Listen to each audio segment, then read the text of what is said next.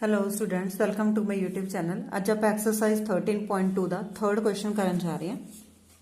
Uh gulab jamun contains sugar syrup up to about 30% of its volume. एक गुलाब जामुन है जिहदे ओहदी जानी कि शुगर सिरप जानी कि ओहदी चासनी जो आप मिठास कह लैंदे आ वो 30% के इक्वल आ जिन्ना ओहदा वॉल्यूम है।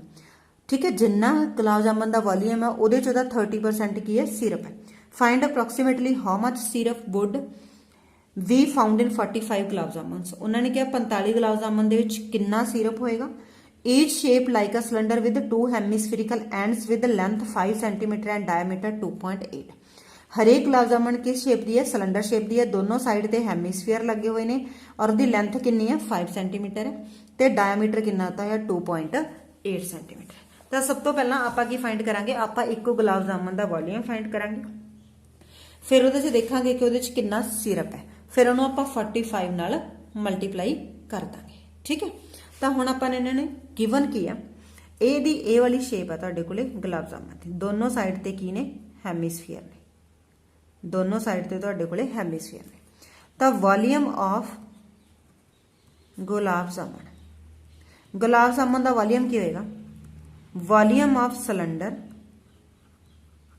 Plus 2 times volume of hemisphere. एक तो यह सिलेंडर का वॉल्यूम प्लस दोनों जोड़े हैमीस्फीयर आ उन्हों वॉल्यूम आ जाएगा। ठीक है, तो हुण देखो तुहानूं गिवन की है टोटल लेंथ कितनी दी हुई है? 5 सेंटीमीटर और रेडियस कितना दिता होया? 2.8/2 यानी कि 1.4 सेंटीमीटर। ठीक है, हुण लेंथ ऑफ सिलेंडर, क्योंकि अपन तो सिलेंडर की हाइट चाहिए तो टोटल हाइट देती उन्होंने, टोटल लेंथ देती। तो सिलेंडर की लेंथ या हाइट चाहिए वो कितनी आऊगी? टोटल लेंथ माइनस दोनों साइड तो यदा आप की कर देंगे रेडियस माइनस कर देंगे तो कितनी आजूगी? 5 माइनस। क्यों? क्योंकि ये जो हैमिस्फीयर होंगे इनू तुसीं इत्थों सेंटर तो देख लो, सारे पासे तो सेम होगा तो इन्हों आप माइनस कर देंगे दोनों साइड तो अपने को सिलेंडर की लेंथ आ जाएगी 5 माइनस 2.8 तो कितनी आ जाएगी? 2.2 सेंटीमीटर आ गई लेंथ। लेंथ नूं तुसीं सिलेंडर की हाइट भी कह सकते हैं। हुण देखो वॉल्यूम ऑफ गुलाब जामुन किहदे इक्वल होएगा? वॉल्यूम ऑफ सिलेंडर, सिलेंडर का की हुंदा है πr²h 2 टाइम्स वॉल्यूम ऑफ हैमिस्फीयर का की हुंदा 2/3 πr का क्यूब। पाई आप लै लैंदे कॉमन क्योंकि दोनों तो सेम है। इत्थे आ गया r²h, इत्थे आ गया 4/3 r का क्यूब। यदी वैल्यू पुट कर दो पाई इंटू r²। r की वैल्यू कितनी है? 1.4। इनू आप लिख सकते हैं 14/10 लिख लिया। ठीक है, इंटू 14/10 इंटू एच कितनी है तुहाडे कोले? 22/10 प्लस 4/3 r का क्यूब। इनू भी लिख लेने 14/10 गुणा 14/10 गुणा 14/10। ठीक है, पाई की वैल्यू भर दो 22/7 गुणा। हुण 14/10 दो बार एच है, दो बार एच है, तेनों आप दो बार 14/10 नूं लै लैंदे आ कॉमन। इत्थे वैल्यू कितनी रहेगी? 22/10 प्लस इत्थे वैल्यू कितनी रहेगी? 4/3। 2 14/10 कॉमन चला गया, एक रह गया 14/10। इनू कैंसल कर दो 2, इनू कट दोगे 5 तो वैल्यू कितनी आ गई? 22 इंटू 14/5 इंटू 10। ठीक है, हुण इहदा देखो ये है 11/5 हो गए ना, 2 ते कटोगे 5 2, इनू 2 ते कट दो 5, इनू 2 ते कट दो 7 तो यह कितना आ गया? 7 का 28/15 आ गया। इनू होर कट लो, अगर कटिंग होंगी है तो 7 ये आ जाऊगा 5 तो वैल्यू कितनी आ गई? इनू मल्टीप्लाई कर लो 22 नूं 7 नाल 154/25 इंटू इहदा 15 एलसीएम आ गया, इहदे नीचे 5 है तो किहदे नाल मल्टीप्लाई करिए? 15 3 नाल, तो 3 नाल मल्टीप्लाई कर दो 33 प्लस 28 तो वैल्यू कितनी आ गई? 154/25। इनू ऐड कर दो 33 प्लस 28 कितना हो जाएगा? 61/15 आ गया। इनू आप एज इट इज रखते हैं। ठीक है, अगे आप हुण फाइंड कर देंगे सिरप। ये अपने को वॉल्यूम आ गया गुलाब जामुन का, ताकि अपन अगे यदि कटिंग करनी, जो आप मल्टीप्लाई कराएं कटिंग करनी फिर औखी है तो आप वॉल्यूम लै लें। वॉल्यूम ऑफ गुलाब जामुन किहदे इक्वल आ गया? 154/25 इंटू 61/15। इन्हों आप एज इट इज रखते हैं। ठीक है, तो ये देखो हुण कितना आ जाऊगा?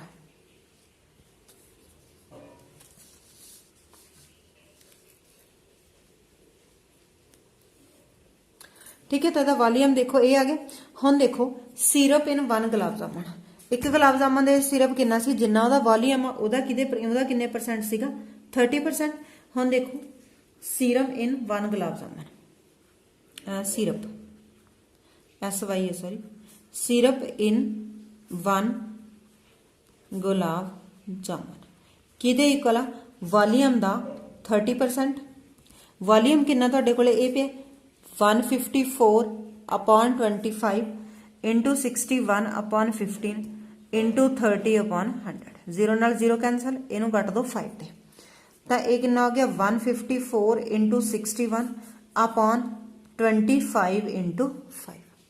बट तुसीं की फाइंड करना है सिरप इन 45 गुलाब जामुन, तो ये कितना होगा जिन्ना ਇਹਦਾ एक दा आया ਉਹਨੂੰ ਤੁਸੀਂ ਕੀ कर दोगे 45 ਨਾਲ मल्टीप्लाई कर दो, ये आ गया 9। तो इन्हों मल्टीप्लाई कर लो 25 ਨਾਲ डिवाइड कर दो। तो पहले आप मल्टीप्लाई करते हैं 154 ਨੂੰ 9 ਨਾਲ, 9 ਚੌਕਾ 36 हांसल 3, 9 5 45 3 48 हांसल 4, 9 एकम 9 9 ते 4 13 इंटू 61/25। 1386 ਨੂੰ 61 ਨਾਲ मल्टीप्लाई कर लो 6831 36 3 आ गया, 848 3 51 5 आ गया, 6 ते 18 5 23 हांसल 2 आ गया, 6 ते 2 8 आ गया, 6 14 5 4 8 8 4 5 4 6 इनू 25 नाल डिवाइड कर दो, तो आंसर कितना आ जाऊगा 338 सेंटीमीटर स्क्वायर। इनू तुसीं डिवाइड करके आंसर चेक कर सकते हो। Clear. Now move to next question, question number 7 sorry question number 4th question दे विच तुहानूं की गिवन है a pen stand made of wood in the shape of a cuboid with 4 conical depressions to hold pens. ये diagram दे विच show किया होया, उपरों इदां दिस रहा, जे आपां साइड तो देखते हैं तो उहदे जिहड़े कोनिकल होणगे शेप जिहड़ी होगी पेन रखण वास्ते। The dimensions of the cuboid are 15 centimetre 10 centimetre ते 3.5 सेंटीमीटर। ये तुहानूं क्यूबाइड दी डिमेंशनस दित्तियां होईयां ने। The radius of each of the depression, जिहड़ा depression of the radius given आ, डिप्रैशन यानी कि जिहड़ा आ वाली चीज़ है, एंड डेप्थ मीनस इहदी उचाई कोण दी वो कितनी दी हुई है 1.4 centimetre. Find the volume of the wood in the entire stand, total wood का आप वॉल्यूम फाइंड करना। देखो तुहाडे कोले की given dimensions of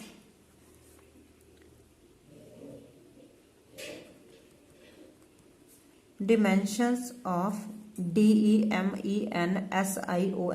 डिमेंशनस of cuboid की होणगियां इहदियां डिमेंशनस होणगियां क्यूब दियां दित्तियां होईयां 15 सेंटीमीटर 10 सेंटीमीटर ते 3.5 सेंटीमीटर। ठीक है। हुण देखो रेडियस ऑफ कोण, कोण दा रेडियस कितना दिता होया 0.5 सेंटीमीटर। डेप्थ ऑफ कोण यानी कि हाइट वो कितनी दी हुई है 1.4 सेंटीमीटर। हुण देखो ये मेरे कोले क्यूबाइड आ, ठीक है, ये उपर एवें इत्थे पेन रखे हुए हैं, जानी कि पेन रखने लिए स्टैंड बनाया है। आ वाला वॉल्यूम जे आप टोटल दे विचों आ वाला वॉल्यूम माइनस कर दिए तो बाकी अपने कोले सारी क्यूबाइड का वॉल्यूम आ जाऊगा। तो देखो वॉल्यूम ऑफ किहदा फाइंड करना सी आपां इंटायर स्टैंड, किहदे इक्वल आएगा वॉल्यूम ऑफ क्यूबाइड, क्यूबाइड का वॉल्यूम -4 टाइम्स वॉल्यूम ऑफ कोण, क्योंकि 4 डिप्रैशन ने कोनिकल शेप दे तो 4 माइनस हो जाएगा। क्यूबाइड का वॉल्यूम की होंदा L into B into H -4 into कोण का वॉल्यूम की होंदा 1/3 पाई R स्क्वायर H होंदा। ये आपां नूं given 15 into 10 into 3.5 -4/3 into pi की वैल्यू 22/7। ठीक है। और R की वैल्यू कितनी सी 0.5, तेनों आप 5/10 इंटू 5/10 लिख सकते हैं। और H की वैल्यू कितनी सी 1.4, इनू आप लिख लेने 14/10। ये कितना आ गया तुहाडा 15 इंटू इनू मैं इहदे नाल मल्टीप्लाई करता तो यह रह गया 35। तो नैक्सट कितना आ जाऊगा, ये आ गया 4/3 इंटू 22/7 5/10 5/10 14/10। इनू 7 नाल कट कर दो, 7 2 जा 14। हम देखो इन्हू 2 ते कट कर दो 5, 5 नाल 5 कैंसल हो गया।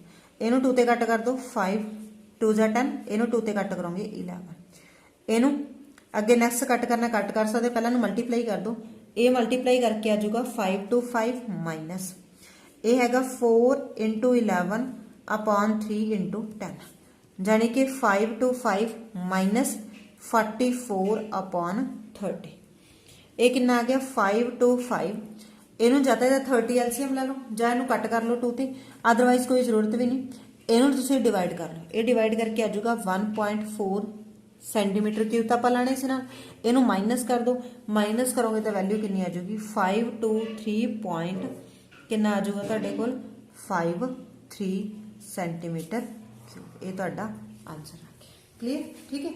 नैक्सट वाला क्वेश्चन आप नैक्सट वाली वीडियो के विच करांगे। Thanks for watching.